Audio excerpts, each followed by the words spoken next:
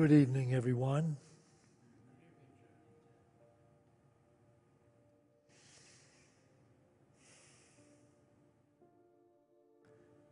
I'm flying solo tonight because Norma is in Florida visiting her sister Jean.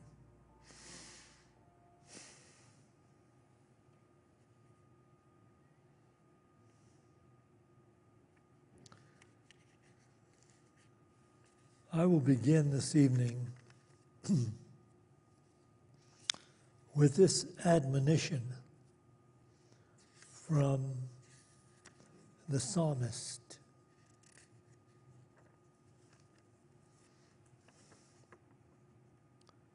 Seeker, be attentive to my words. Incline your ear to my sayings. Let them not escape from your sight. Keep them within your heart, your mind, for they are life to him who finds them and healing to all his flesh. Keep your heart with all vigilance, for from it flow the issues of your life. Put away from you crooked thoughts, and put devious talk far from you. I'll read that again. Seeker, be attentive to my words. Incline your ear to my sayings. Let them not escape from your sight. Keep them within your heart, your mind, for they are life to him who finds them and healing to all his flesh. Keep your heart with all vigilance, for from it flow the issues of your life. Put away from you crooked thought, and put devious talk far from you. Actually, the word heart in the scriptures more often refers to the mind, the subconscious mind, the deeply held beliefs that affect one's perception. That, in essence, is what spiritual practice is all about. It was, I guess, the intention of those who formed religious dogma to try to get people to follow. But really, it requires spiritual practice for there to be a purification of that deeper, quite often unconscious level of beliefs which affect the way one perceives life. So here we are in this modern age. We have the opportunity to awaken. There are a number of great teachers that have given their way of speaking these truths for us. But it really is incumbent upon us to lend our ears to hear these truths and to allow them to enter into our consciousness and our expression. We are all made in the image and likeness of our Creator, which means we are, in essence, creative beings. However, we often create limited ideas, experiences, and relationships.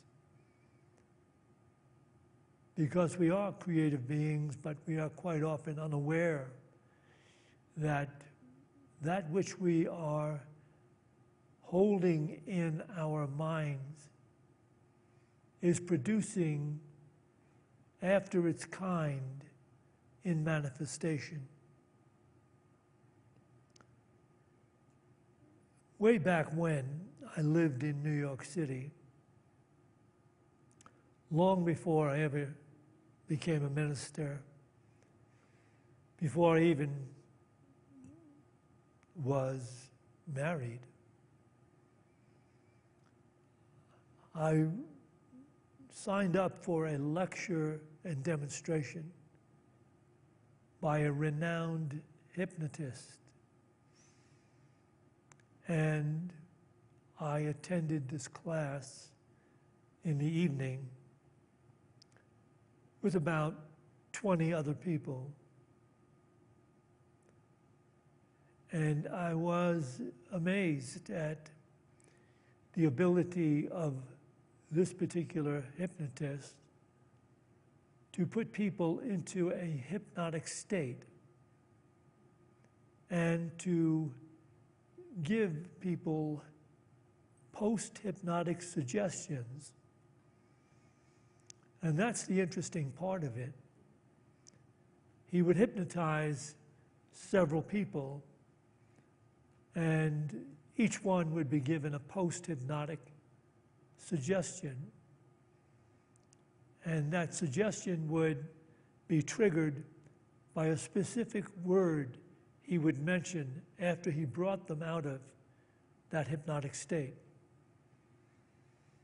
And I'll give you a couple of examples that took place that evening. One gentleman was given the post-hypnotic suggestion. Every time I mention the word curtain, you will remove your shoes because you believe you have sharp stones in them. And someone else gave the suggestion, you will look for your hat when I use the word rain. And as it turned out, when he brought these people out of the hypnotic state, and he just went on lecturing about hypnosis and the ability to enter the subconscious mind. And then all of a sudden he used the word curtain, and this one man would start to take off his shoes. And the hypnotist would ask him, why are you taking off your shoes? And he would say, well, I've got something in my shoes. There's something in my shoes. I have to take it out. And then when he used another word, the person started looking for her hat. And he said, why are you looking? What are you looking for? My hat. Why? Well, it's going to rain. He said, it's not raining out now. It's not raining in here. Why are you now looking for your hat?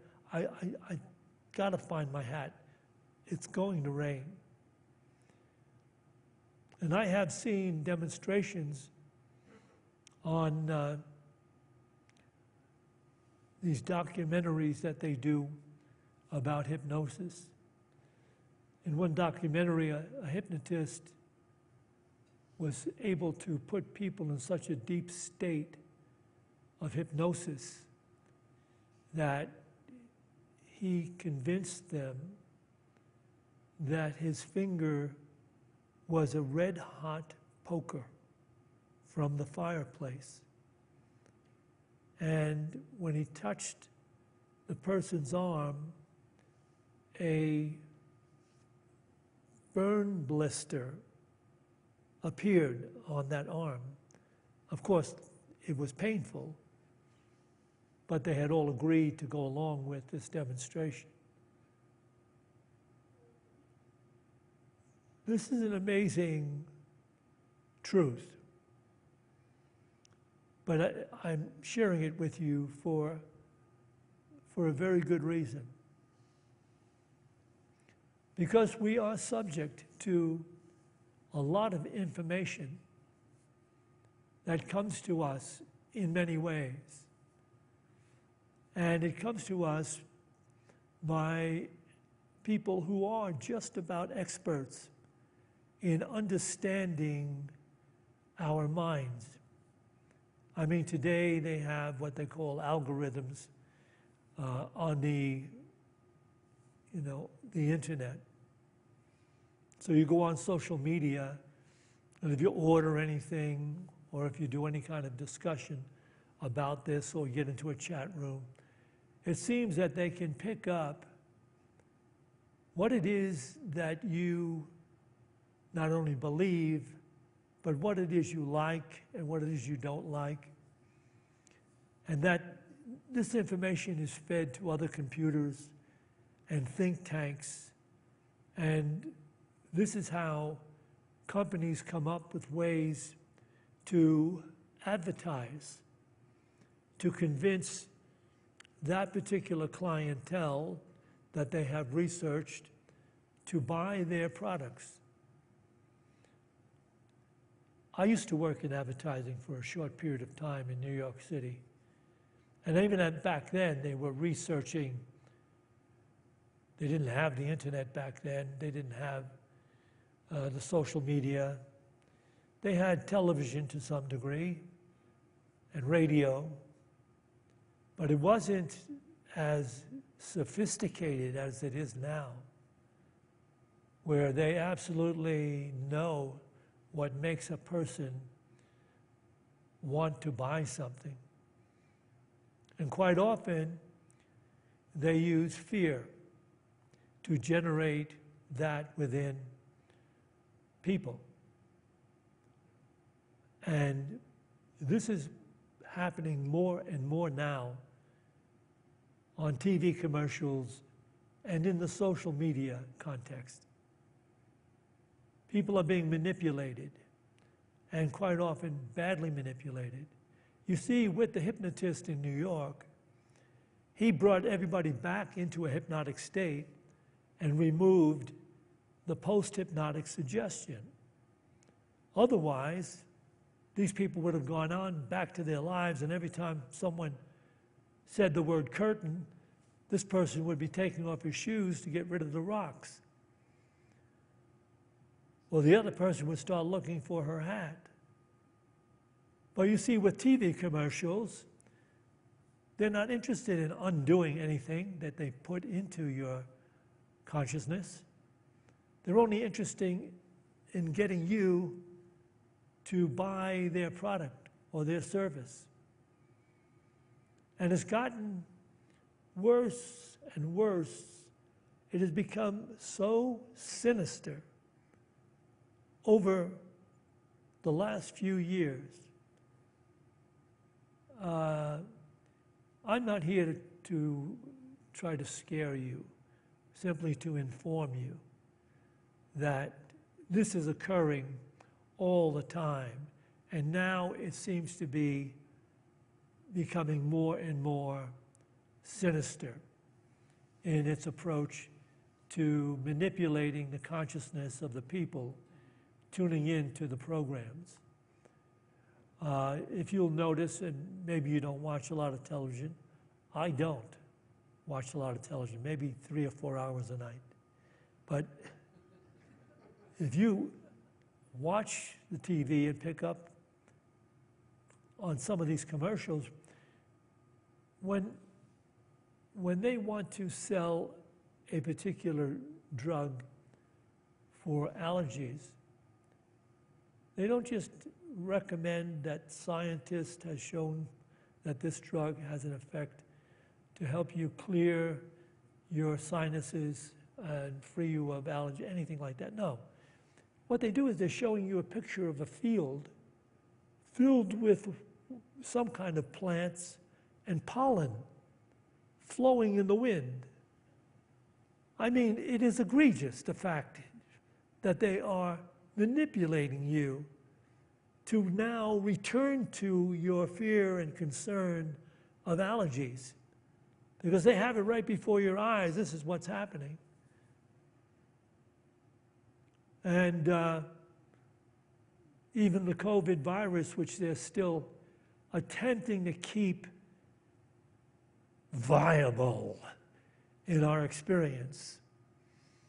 Even though a lot of people have just thrown in the towel, there's still many people that they can sell their booster shots and vaccines to. But, I mean, even in the Academy Awards, probably one of the most watched programs throughout the year, they had 2 COVID commercials letting you know that if you've got type 2 diabetes or asthma, or you have something else that might be this or might be that, you are really subject to the COVID virus. The people should be taken out. The only way you could really make that commercial something worth watching is if everybody on the commercial was put into handcuffs and taken out. But that's not going to happen. And then the reason why I'm sharing this now, because I don't usually share something that appears to be as negative as this. I'm not trying to make you afraid. I'm trying to inform you. There is now a commercial, and if you see it, it will make the hairs go up on the back of your neck. It is, I'm going to try to read it as I don't watch enough television to sit down and write this stuff down. This is approximately the gist of this commercial, but it's done in the most sinister voice you can imagine. This commercial is actually done like this.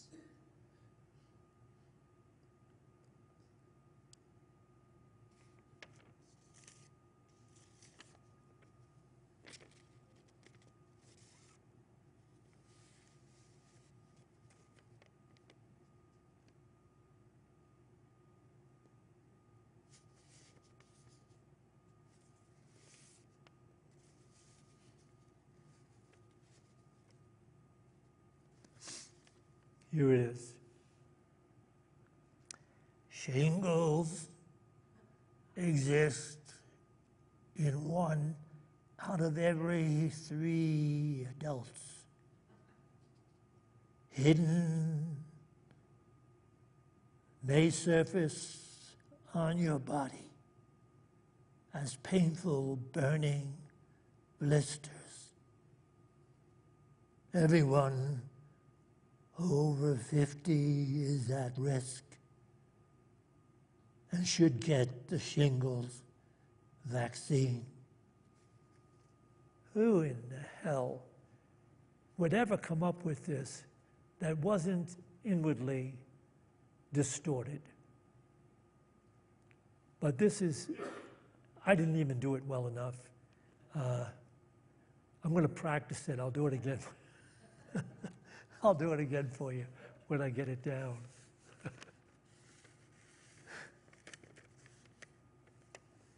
Such a vicious display of greed. So when I speak about the thinking of the world, which I often do, I use that. At some point, we have to begin to recognize that the thinking of the world is mostly fear-based. And so much of what we do is fear-motivated.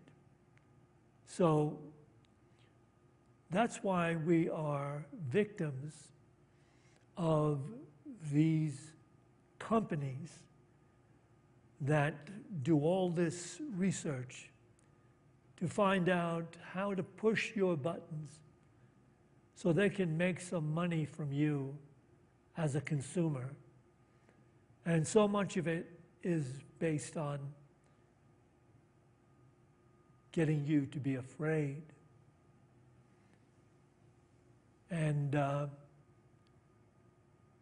we don't have to put up with this.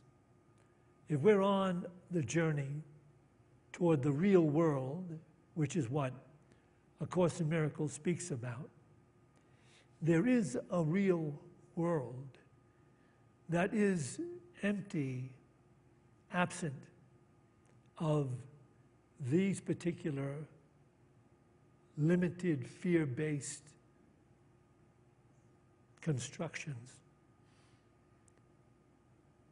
And it comes when we are able to take to task our own awareness and purify what we allow in to our minds. You see, if you are getting involved in reading positive materials, uplifting materials, or being exposed to uplifting, beautiful ideas in music and in whatever field of communication you may be involved. If you're specific about what you allow into your consciousness, eventually that positive, beautiful, loving, light-filled information will replace all the limited, fear-oriented information that has collected in your subconscious mind. And you don't have to do very much except understand that we are made in the image and likeness of our Creator. So we have that creative ability. We start off life thinking we're objective observers, that we objectively see things the way they are. But actually, we don't. We see things the way we believe they are. And they appear very real to us in that respect. But we suppose that we do see things the way they are, and that's why we're willing to argue the point. But everything is simply a point of view that comes from another collection of beliefs in someone else, or some other group, or some other something. So we have to first understand that the thinking of the world, for the most part, we have to see it for what it is. The world is enamored. It's filled with the quest for its God, which is money, material possessions that one believes will ultimately make his or her life happy, peaceful, fulfilling. But it doesn't work. And eventually it plays out badly. Because your soul is seeking to awaken to its divine creative awareness, so that it can create that joy and love and peace and beauty and healing that it really understands is divine in origin. Course in Miracles will speak to this in this way. This is a very cogent statement from A Course in Miracles. You can read this in A Course in Miracles text, page 192, paragraph 1. It is impossible not to believe what you see, but it is equally impossible to see what you do not believe. Perceptions are built up on the basis of experience, and experience leads to beliefs. It is not until beliefs are fixed that perceptions stabilize. In effect, then, what you believe, you do see. That is what I meant when I said, blessed are ye who have not seen and still believe. For those who believe in the resurrection will see it. The resurrection is the complete triumph of the Christ over the ego, not by attack, but by transcendence. I'll read that again. It is impossible not to believe what you see, but it is equally impossible to see what you do not believe. Perceptions are built up on the basis of experience, and experience leads to beliefs. It is not until beliefs are fixed that perceptions stabilize. In effect, then, you might see a commercial on television about heartburn, and this particular pills or pill that you take before you're going to eat something that creates heartburn. And then you may not immediately buy into that. You may have had a rare occasion of heartburn when you ate something that was not for you. But you see the commercial enough, and then when you go to the doctor, you might say to him, do these pills actually work to prevent heartburn when you take them before something that you eat that has caused you heartburn in the past? And your doctor may say, absolutely, I take them. That's it for you. That's it for you at that point. You had the commercial, you had the authority figure. Why not pick up the pills and use them whenever you eat something that has caused you, may have caused you heartburn or the thought of it. And then you'll be taking them more and more because your subconscious mind only knows what you believe and have come to believe. Listen very carefully to what this master of truth is revealing to us.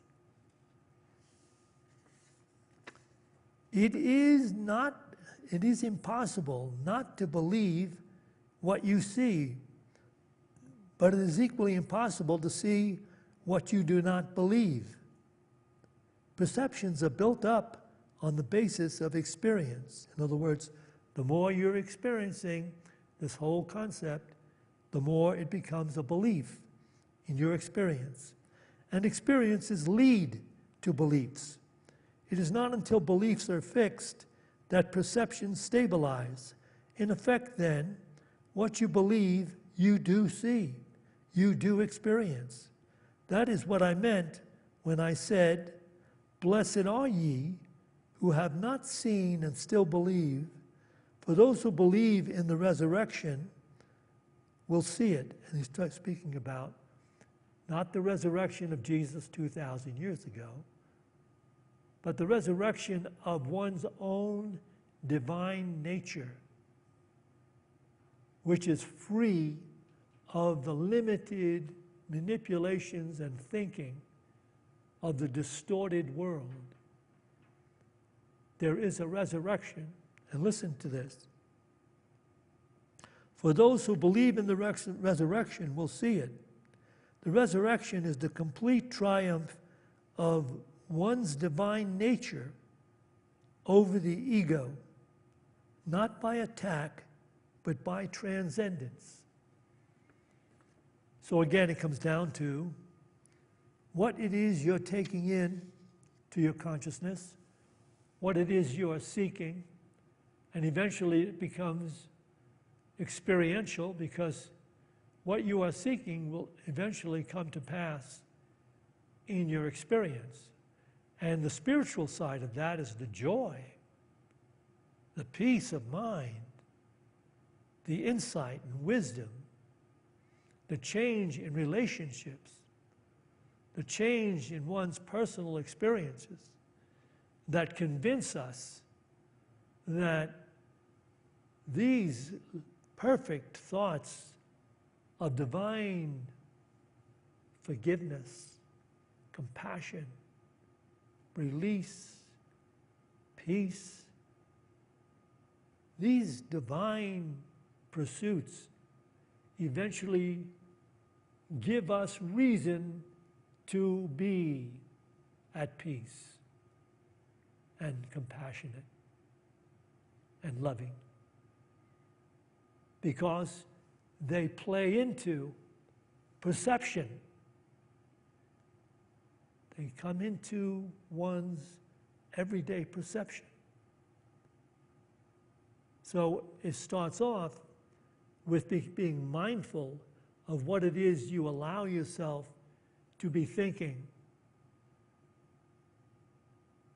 And then it becomes more and more a joy to be pursuing this spiritual path. Because now you see beyond everything that the world believes, that the world struggles for, and that the world fears. No longer is there in your perception. You are looking past the limitations of the thinking of the world, and you have become an emissary of divine wisdom and peace yourself, and able to spread it in your kind, open-minded way.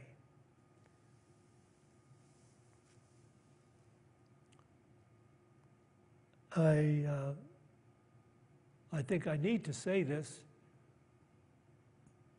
What I share, some people may think that, well, you get this kind of thing in a ministerial school in Unity.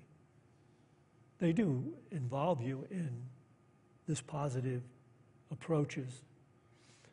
But what I'm sharing with you is not something that I picked up only at Unity. It is something that I practiced and brought forth to recognize the validity of it. So I'm not speaking to you from academic, memorized texts.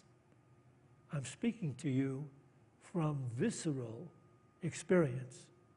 I know what I am saying to be absolutely true. And you can know it too, if you decide to give your attention to being mindful of what you allow yourself to think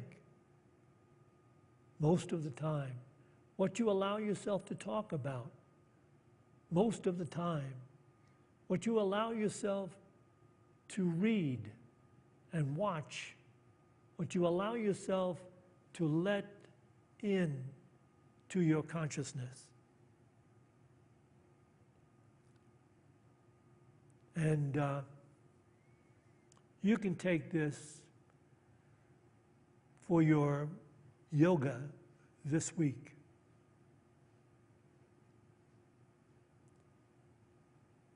Hear no evil, speak no evil, see no evil. Hear no evil, speak no evil, see no evil.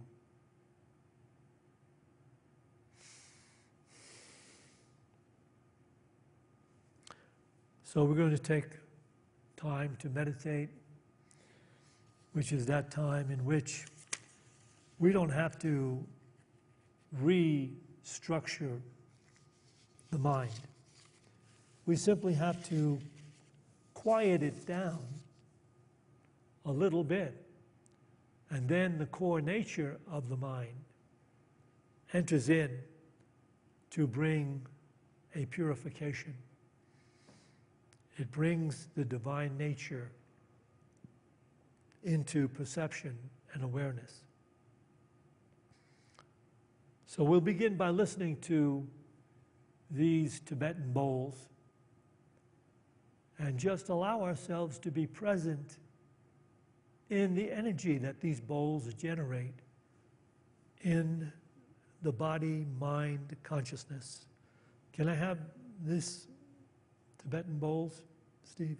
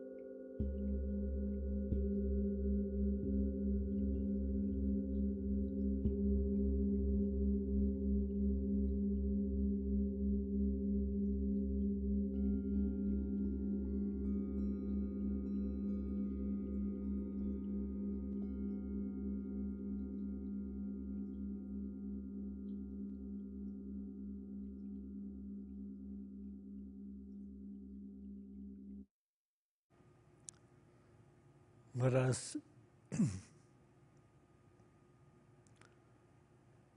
let us enter this refined level of awareness with prayer for all of those whose names have been submitted to our prayer list.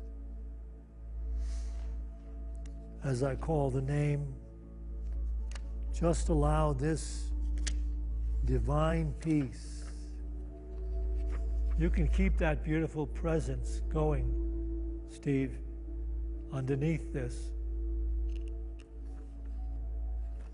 Let this divine awareness be received by everyone whose name is called.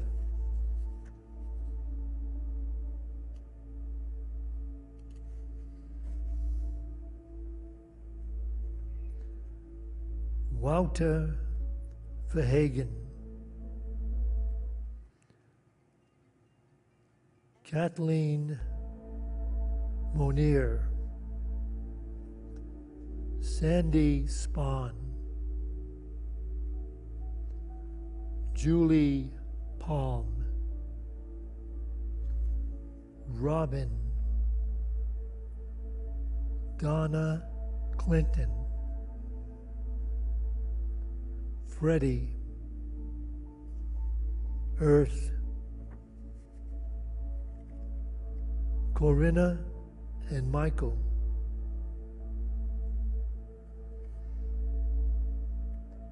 Jeremy, Christine, Kyle, Tony, Alex, whole term at Unity leaders, teachers, and members. Oh, the whole team at Unity, the leaders, teachers, and members. George Jowett, Linda C., Kelly, Hope, Susie, the soul of Chris Denham, Judith Denham, Racina Lawson, Bob Lawson, Jessica, Azalin, the homeless, the less fortunate in the world, the technically ill, the caregivers who take care of them, Jenny Anderson, Emery Lynn, Shelby, Judy Stalmack, Marche, Debbie, Craig, Norma and Cintisha, Jean Bigtree, Laszlo Baggy and family.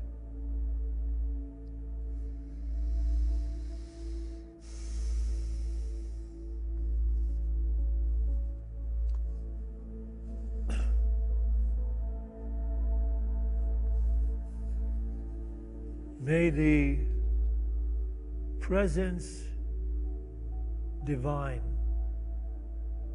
come forth in everyone sharing this Boulder community with us. May that presence enter into and harmonize and heal everyone sharing the state of Colorado with us. May this divine presence open up the consciousness, bring forth the healing truth and perception of everyone sharing these United States of America with us. And let this divine presence open up, heal, and transform every person in every culture, in every nation under the sun. And may this transformation include all the creatures on planet Earth, all the marine life, all the plants, all the vegetables, all the minerals of life. May there return that new heaven on earth that was promised and demonstrated before the fall in consciousness of mankind. For this opportunity to watch this happen, we give thanks in the name and the power of the inspiring presence of God and the living Christ within. To this we say, Amen.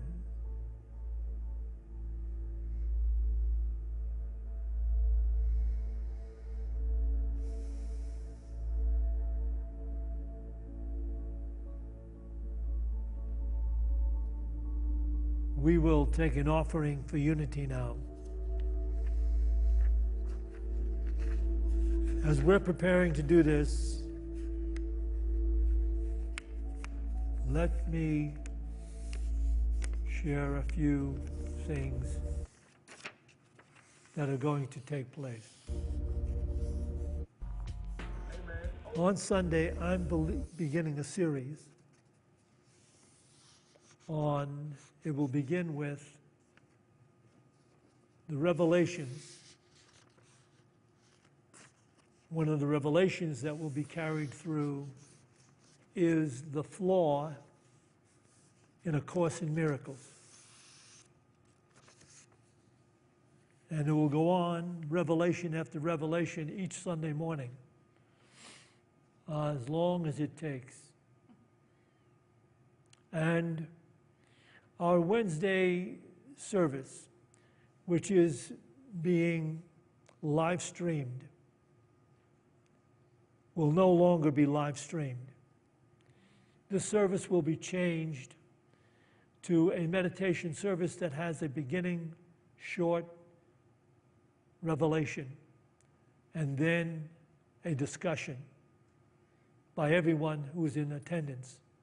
That means you will have to be in attendance to participate in the discussion of the revelations, but you are still capable of watching live stream on the 9 a.m. Sunday service every Sunday, but you will not be able to participate in the discussion on those revelations, which will take place every Wednesday at 7 o'clock.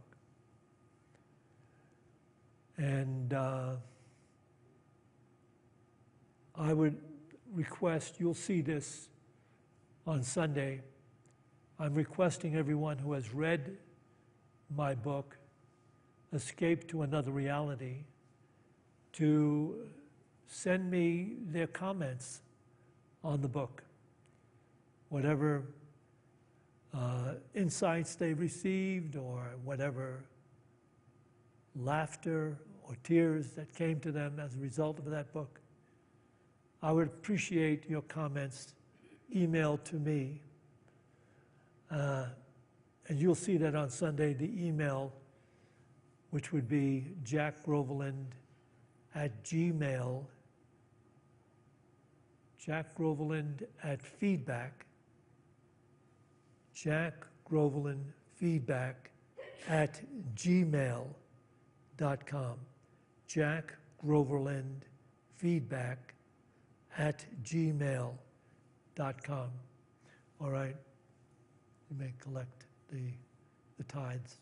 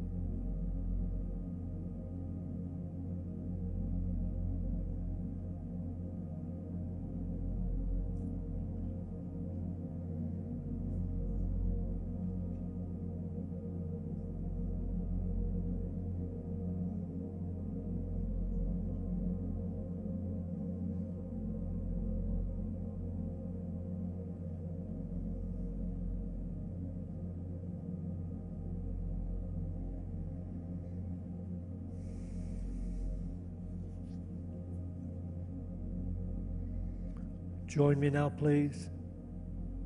We dedicate this tithe to the will and the work of the Spirit of truth, the Spirit available to each of us, the Spirit that joins all of us. We dedicate this tithe to the victory of the Spirit of truth. Amen.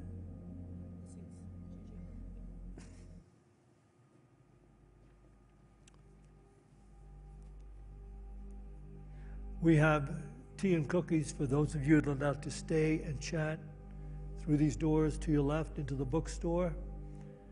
To everyone, good night.